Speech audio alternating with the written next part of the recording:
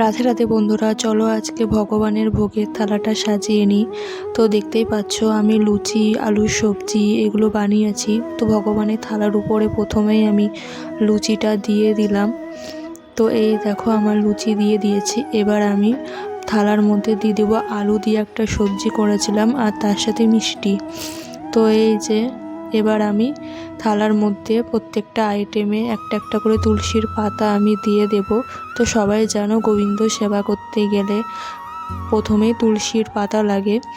তো তুলসীর পাতা আমি ফলেও কিছুটা ফল আমি বানিয়ে রেখেছিলাম, তো সেখানে আমি দিয়ে দিলাম, জলেও তুলসী পাতা দিয়ে দিয়েছি। এবার আমি ভোগের থালাটা নিয়ে ঠাকুর ঘরে চলে যাব।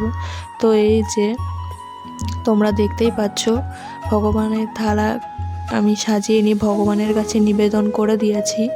তো এই যে সবাই সকাল সকাল ভগবান আর ভোগ দর্শন করে নাও। হরে কৃষ্ণ, রাধে রাধে।